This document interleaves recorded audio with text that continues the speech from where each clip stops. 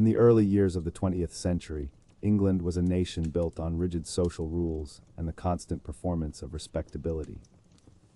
On the surface, everything seemed ordered and proper. Marriages were sacred, trust between husband and wife was everything, and scandal was something that simply didn't happen in polite company.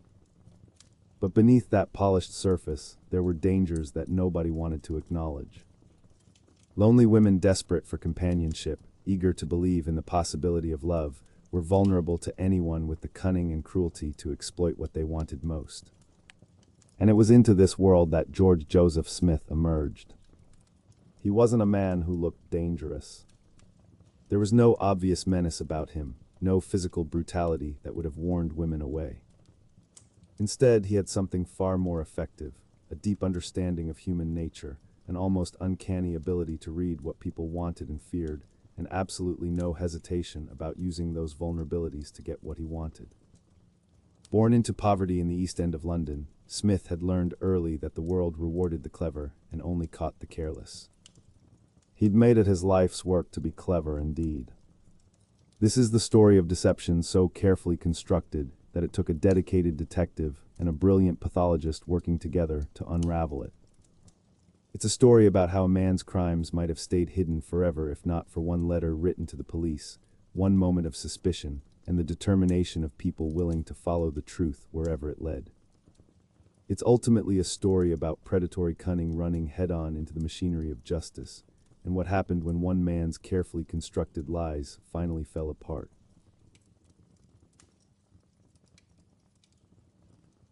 The fog was thick over Bethnal Green on the morning young George Joseph Smith first understood how the world really worked. He was born on January 11, 1872, at Roman Road 92 in this rundown corner of East London, son of George Thomas Smith, an insurance agent, and his wife Louisa Gibson.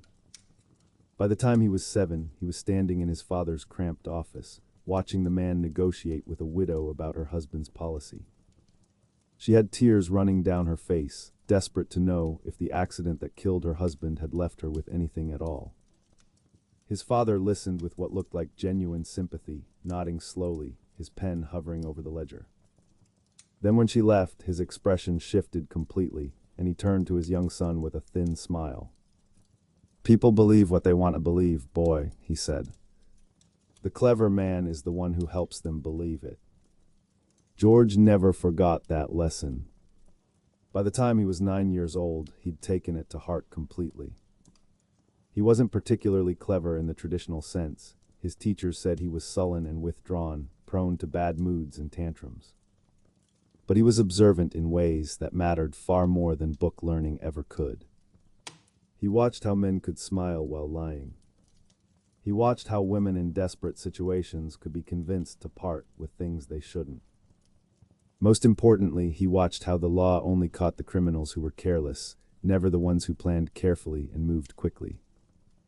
It was this last observation that eventually got him into trouble with the authorities.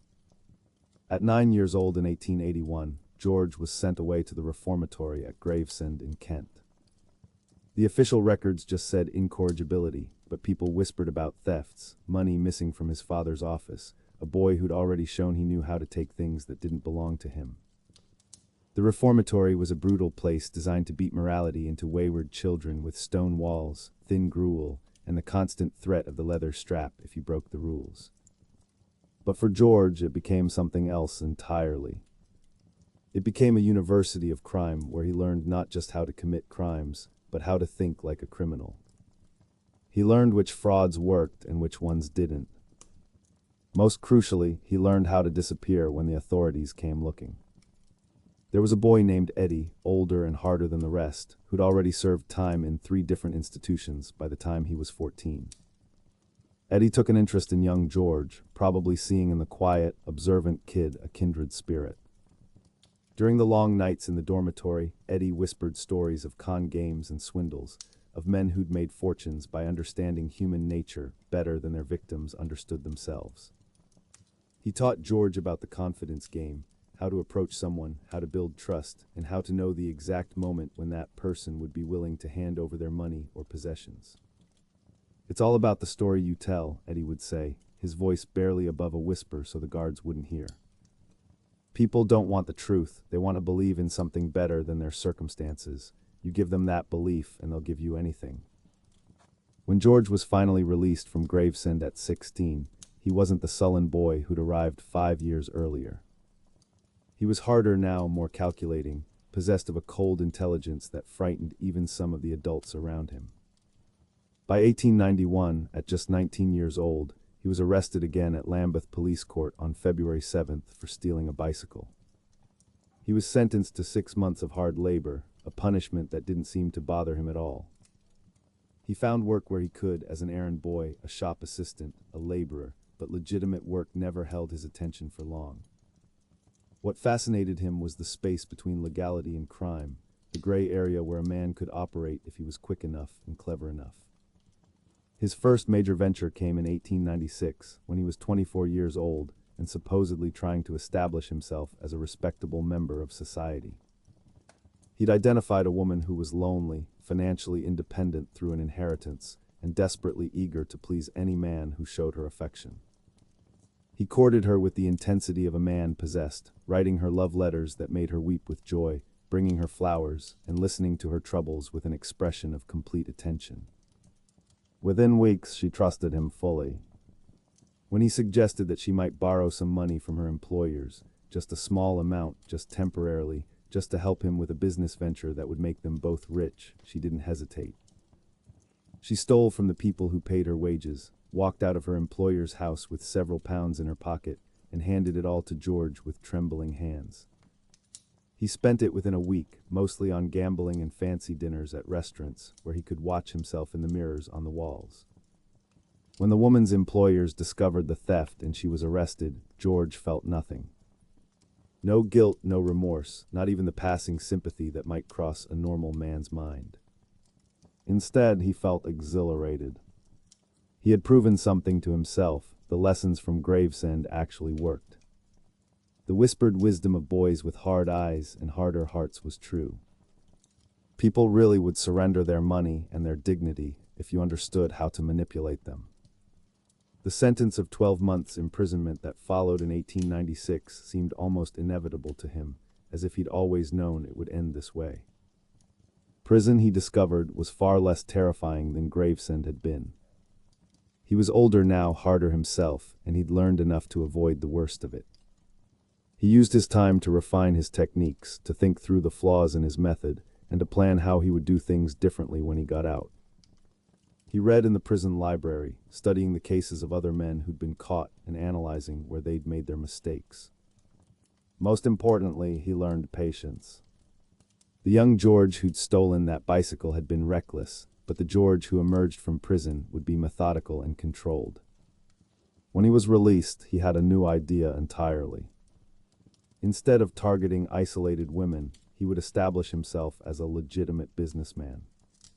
He used some of his stolen money to open a baker's shop in Leicester, a respectable front that would allow him to move through society without attracting too much attention. His customers saw a hardworking young man building a business, never suspecting that their friendly neighborhood baker was already planning his next con, his next marriage, and his next carefully orchestrated theft. It was in Leicester in 1898 that he met the woman who would become his legal wife, though he introduced himself as George Oliver Love, a name he'd selected precisely because it sounded respectable, trustworthy, and like the kind of name a woman's parents wouldn't object to.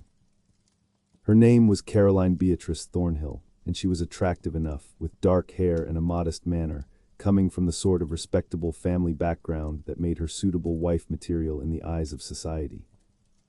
More importantly, he sensed in her a weakness, a desperate desire to believe that she'd finally found someone who loved her. They married in 1898, and though it would be his only legal marriage, he had no intention of letting that little detail stop him from marrying again and again. He was right about Caroline, of course, for he was always right about these things.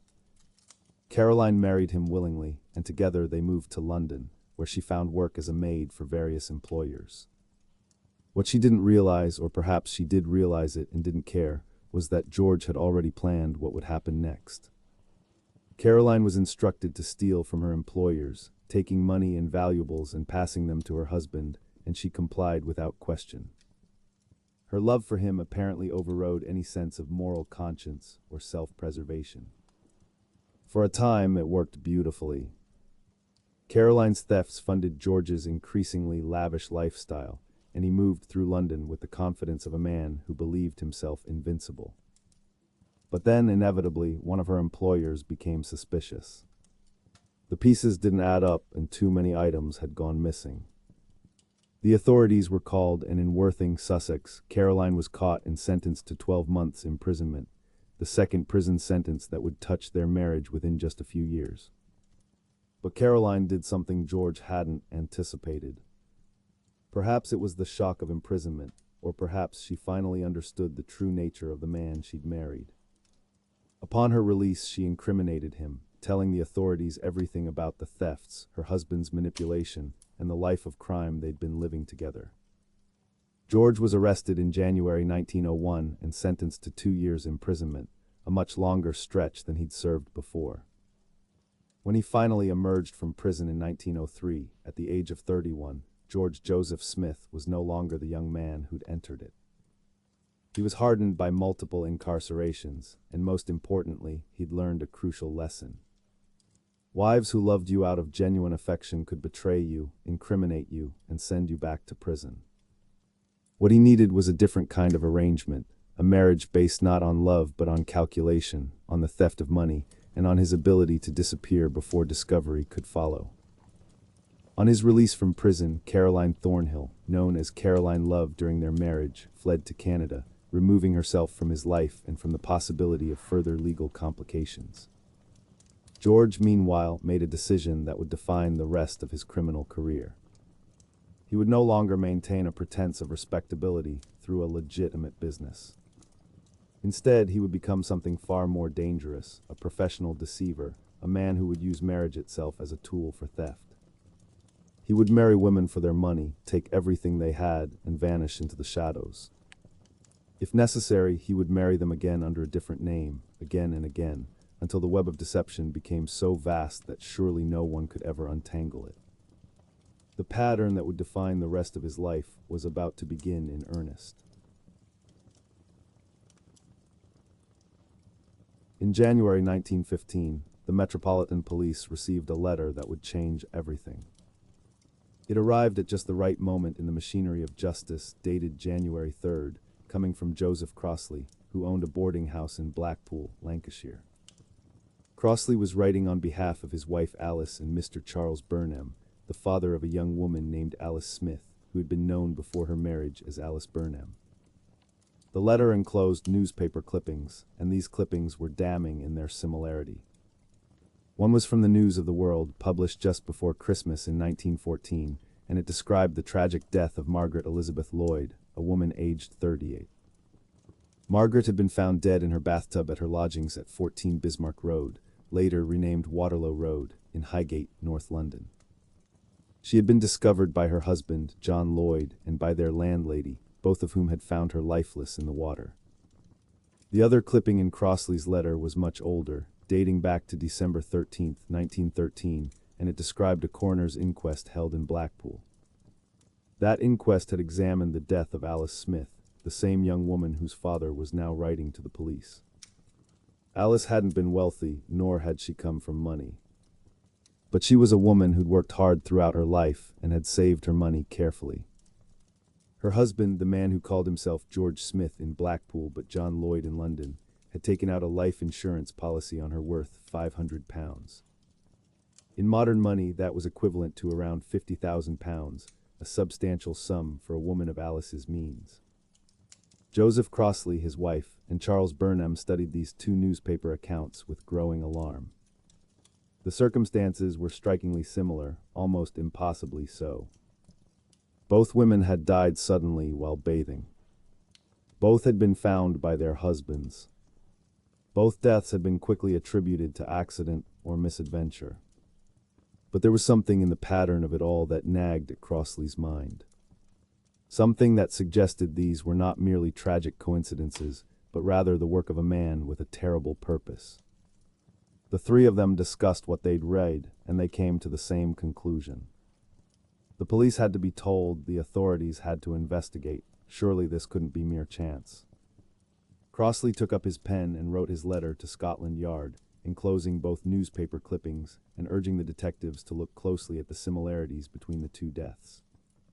He couldn't have known, as he sealed that envelope and prepared it for posting, that his letter would set in motion the investigation that would finally bring a serial killer to justice. He couldn't have known that the man who called himself by so many different names, George Smith, John Lloyd, Henry Williams, George Oliver Love, Charles Oliver James, had already claimed at least one more victim. He couldn't have known that by writing this letter, he was quite possibly saving the lives of women who would have become George Joseph Smith's future brides. The case was assigned to Divisional Detective Inspector Arthur Neal, a man already busy with wartime police duties, yet this investigation would consume his attention entirely. Neal visited 14 Bismarck Road, where the Lloyds had taken lodgings on December 17th, and he immediately found something that troubled him deeply. The bathtub in which Margaret Lloyd had been found was remarkably small, measuring only 50 inches in length and 66 inches at the top. He found it hard to believe that an adult woman like Mrs. Lloyd could have drowned in such a confined space, especially since the tub was 3/4 full when she was discovered. He then interviewed the coroner, Dr. Bates, and asked whether there were any signs of violence on the woman's body. None were obvious except for a tiny bruise above the left elbow, a mark so small and insignificant that it might have been overlooked entirely. But Neal wasn't a man who overlooked details, no matter how minor they seemed. Upon further investigation, Neal learned something that made his suspicions harden into near certainty. A will had been made on December 18, 1914, just 3 hours before Mrs. Lloyd died, and the document made her husband John the sole beneficiary of her entire estate. John had submitted this new will to a lawyer with instructions for immediate settlement. On that same day, Mrs. Lloyd had withdrawn all of her savings from her accounts. The pieces were beginning to form a picture, though it was still incomplete and horrifying to contemplate. On January 12th, Dr. Bates called Neal with an inquiry that came from the Yorkshire Insurance Company regarding the death of Mrs. Lloyd. The insurance company wanted to know about a life insurance policy that Mrs. Lloyd had taken out. The details made Neal's blood run cold. 3 days before she was married to John Lloyd, Mrs. Lloyd had taken out a life insurance policy for £700, equivalent to £70,000 in modern currency. She had named John as the sole beneficiary. Neal promptly asked the doctor to delay his reply to the insurance company. He was beginning to form a theory about what had happened, and he needed time to prove it. At the same time, Neal requested more information on the Smith case from the Blackpool police. He wanted details about the death of Alice Smith and the circumstances surrounding it. The details that came back were chilling in their similarity to the Lloyd case. The late Mrs. Smith had taken out a life insurance policy and made a will in her husband's favor, just as Mrs. Lloyd had done. Additionally, Mrs. Smith had taken the lodgings in Blackpool only after Mr. Smith had inspected the bathtub. He had selected the boarding house with great care, as if he were choosing the instrument of someone's death. Neal began to understand that he was dealing with something far more sinister than a simple case of bigamy or fraud. He asked Dr. Bates to issue a favorable report to the Yorkshire Insurance Company. Though his reasons for this request were anything but favorable to the suspect, he was counting on the man to get in touch with his lawyer to settle the insurance claim. He had the lawyer's office watched day and night, with officers stationed to observe every visitor. On February 1st, a man fitting Lloyd's description appeared at the office. Neal was waiting. Neal introduced himself and asked the man whether he was John Lloyd. The man answered in the affirmative without hesitation, giving his name freely. Neal then asked him whether he was also George Smith. The man's entire demeanor changed. He denied it vehemently, his voice rising, his face flushing with anger or fear or both. But Neal was already certain of the man's identity. The pieces fit together too perfectly to be coincidence. Neal told the man that he would take him for questioning on suspicion of bigamy. a charge that seemed to frighten him less than the alternative. The man finally admitted that he was indeed George Smith and allowed himself to be arrested. Though Neil could see the calculation in his eyes, the man weighing his options and deciding that admitting to bigamy was preferable to facing questions about murder.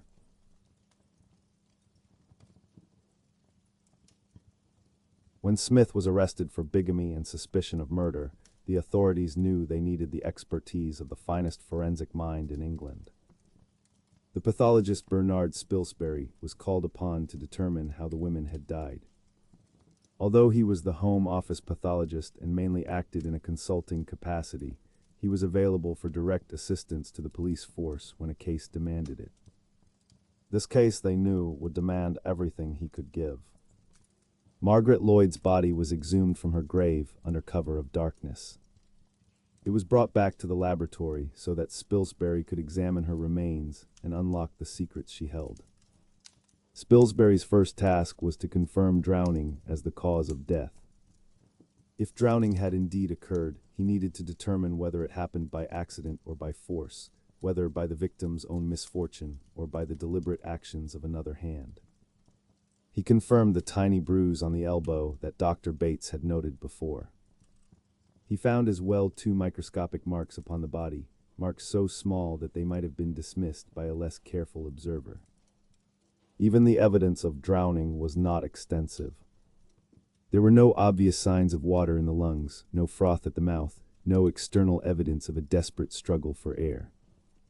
There were no signs of heart or circulatory disease that might have caused her to collapse in the bath.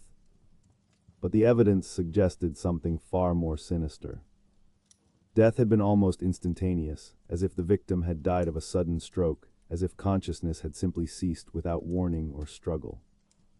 Poison was considered as a possibility. Spilsbury ordered tests to be conducted to determine whether any toxic substance had been present in her body. The tests came back negative. Spilsbury was left with a puzzle that seemed to have no solution. How could a healthy woman drown in a bathtub with almost no evidence of struggle, no signs of violence, and with death occurring so quickly that she'd had no time to fight back or cry out? Finally, Spilsbury proposed to Neil that they run some experiments in the very same bathtub in which Mrs. Lloyd had died. He wanted to understand the dimensions of it, the depth of the water, the way a body might move or be moved within such a confined space. Neil agreed and had the bathtub brought to the police station. It was set up in a laboratory so that Spilsbury could conduct his tests. He would need volunteers, women of similar build and height to the victims. Women who understood the risks but who were willing to help solve this terrible crime.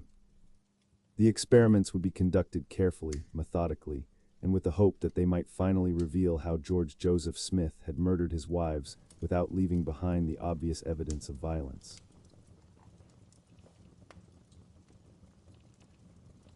Newspaper reports about the brides in the bath began to appear in print.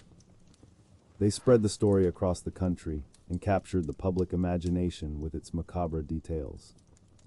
On February 8th, the senior police officer in Herne Bay, a small seaside resort in Kent, who had read these stories with growing concern, sent Neil a report of another death. It was strikingly similar to the other two. The details sent a chill down Neil's spine. It seemed that George Joseph Smith had been at work far longer than anyone had suspected. A year before Alice Burnham's death in Blackpool, a man calling himself Henry Williams had rented a house at 80 High Street in Herne Bay. The house had no bathtub, an important detail he would soon remedy. He rented it for himself and his wife, Beatrice Mundy, known as Bessie. He had married her in Weymouth, Dorset in 1910.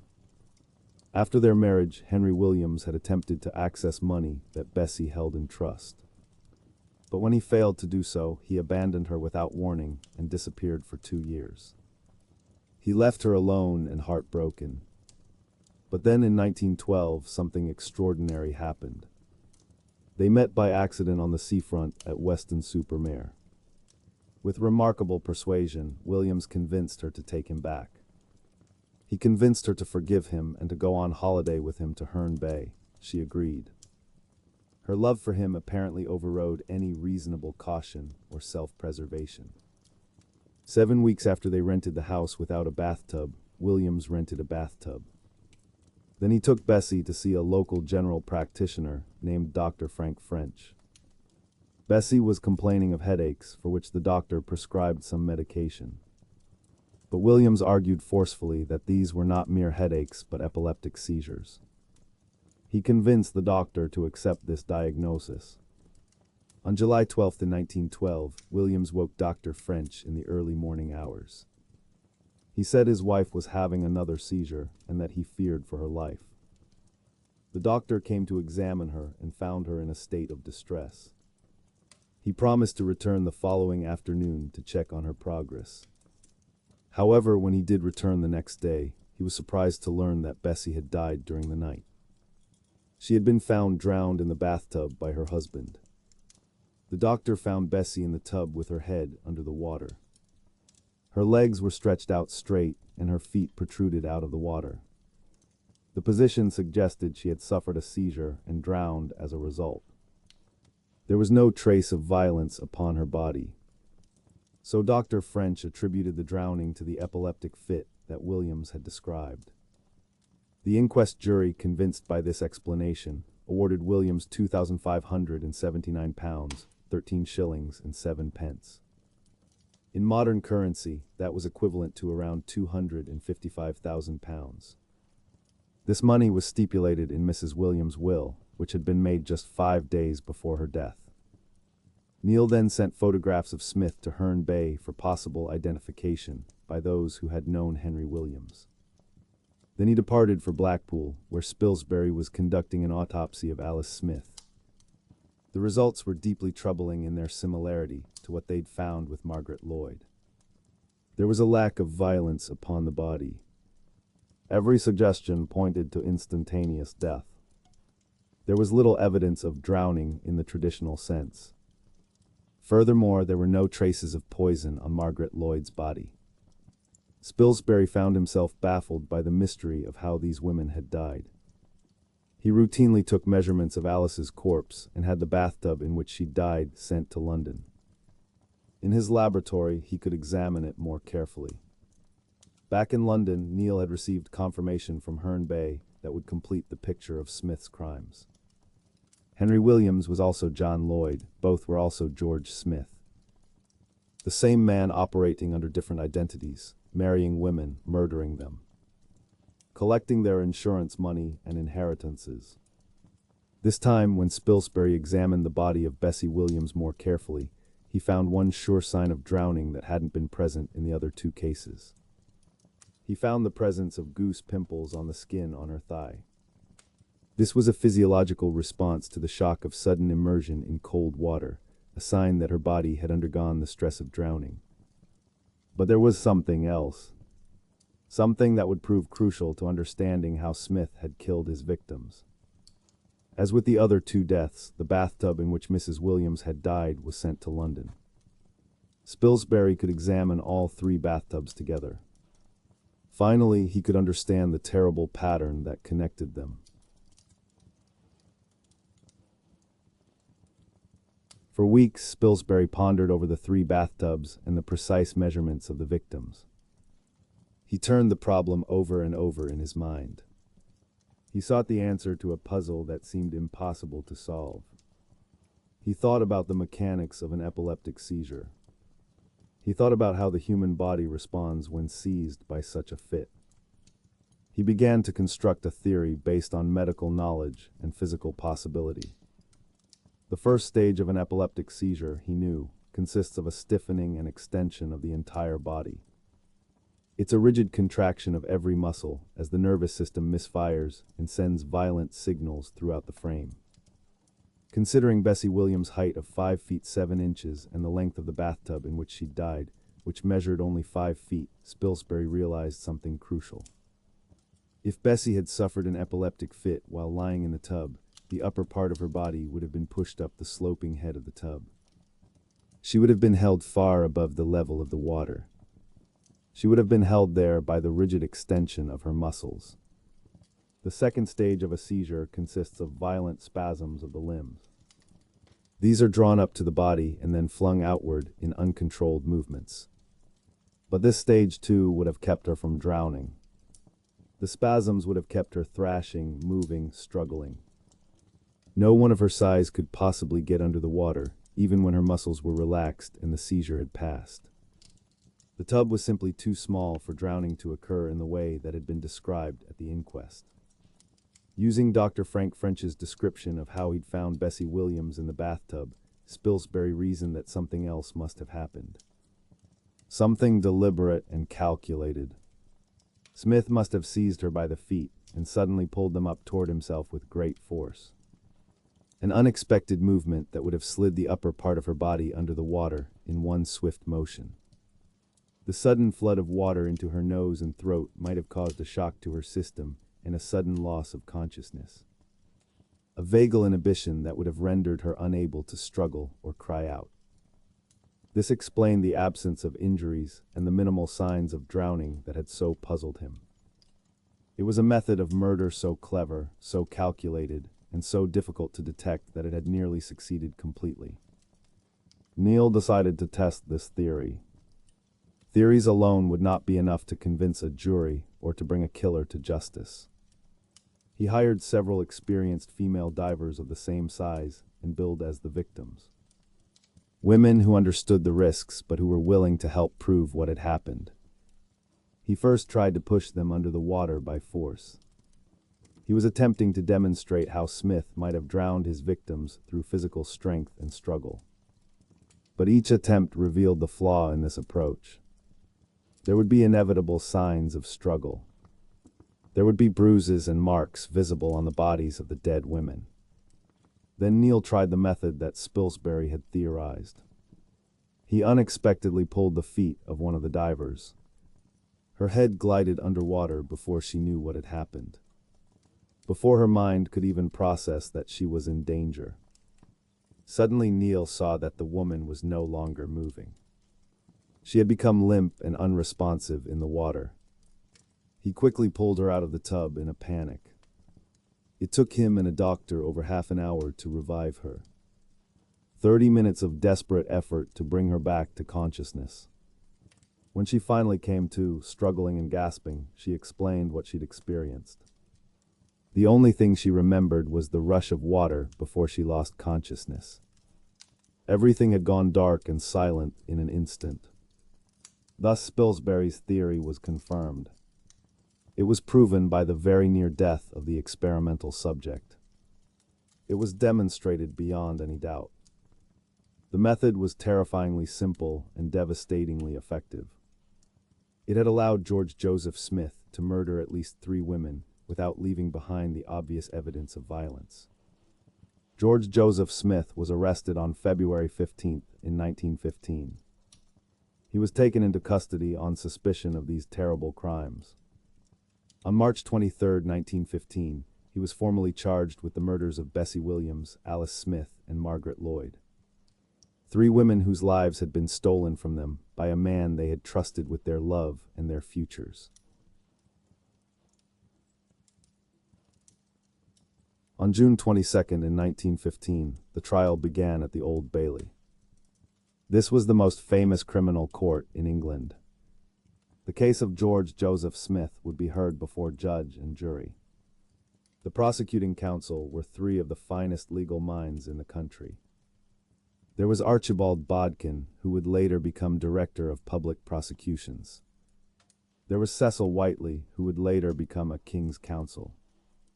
And there was Travers Humphreys, who would later sit as Mr. Justice Humphreys on the bench. They faced a significant legal obstacle, however. In accordance with English law at that time, Smith could be tried only for the murder of one victim, Bessie Mundy. This was true despite the overwhelming evidence that he'd murdered at least 2 others. The prosecution made a bold and controversial decision. They would use the deaths of Alice Smith and Margaret Lloyd not as separate charges. Instead, they would use them as evidence to establish a pattern of Smith's crimes. A system of murder that would demonstrate his guilt in the death of Bessie Mundy. This request was granted by Mr. Justice Scruton. But it came only after vigorous protests from Smith's counsel, Sir Edward Marshall Hall. He was one of the finest defense lawyers of his age. He argued that such evidence was prejudicial and unfair. Smith himself made a remarkable decision regarding his defense. He elected not to give evidence in his own defense, a decision that must have seemed strange to many observers. A man accused of murder might be expected to take the stand and proclaim his innocence. Instead, Smith indicated his wishes to Marshall Hall in a handwritten note.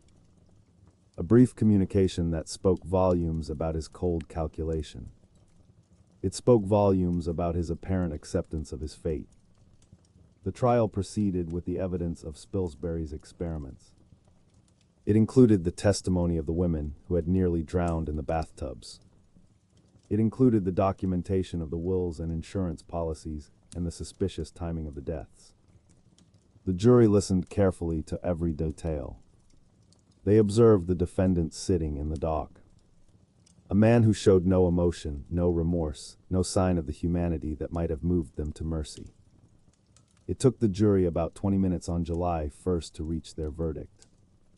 They found him guilty of the murder of Bessie Mundy.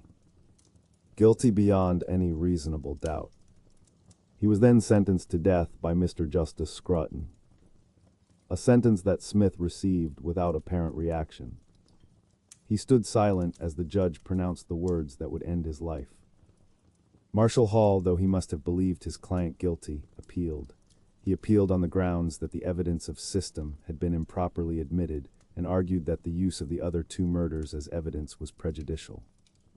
He argued that it violated the proper rules of evidence. But Lord Reading, the Lord Chief Justice, dismissed the appeal. He ruled that the evidence had been properly admitted and that the conviction would stand. On August 13th in 1915, George Joseph Smith was hanged in Maidstone Prison. The hangman John Ellis carried out the sentence. Ellis was a man who had hanged many murderers, but perhaps none whose crimes were quite so calculated and so cold. Smith went to his death protesting his innocence. He claimed even at the end that he had not murdered his wives, and that their deaths had been accidents or the results of natural causes. He claimed he was being wronged by a system that had conspired against him. But his protestations were heard by no one who cared. And at dawn on that August day, justice was finally served. The trial of George Joseph Smith set a legal precedent that would echo through the criminal justice system for decades to come. The use of system, the practice of comparing other crimes to the one for which a defendant is being tried, became an accepted and powerful tool. It allowed prosecutors to prove guilt and establish a pattern of deliberate criminal behavior. This technique was later used in other high-profile murder trials. Most notably in the case of Dr. John Bodkin Adams, a physician suspected of being a serial killer. When Adams was charged with the murder of Edith Alice Morrill, the prosecution used the deaths of Gertrude Hullett and her husband Jack in the committal hearing. They used it to prove the existence of a pattern. They used it to demonstrate that Adams had a method and a motive for murder. The motive extended beyond the single victim for which he was being tried. However, this use of system was later criticized by the trial judge when Adams was ultimately tried only on the Morrill charge. Legal scholars continue to debate whether the technique is entirely just. They wonder whether it risks prejudicing a jury against a defendant. They wonder whether painting him with the crimes of others is fair. Yet the precedent set by Smith's trial remained. It became a standard tool in the prosecution of serial killers and serial murderers. It allowed the law to see patterns where previously only isolated incidents had been observed. In this way, even as George Joseph Smith was led to the gallows, his trial changed criminal justice in England. It made it possible for future investigators and prosecutors to connect the dots between multiple murders. It made it possible to bring killers to justice who might otherwise have escaped detection.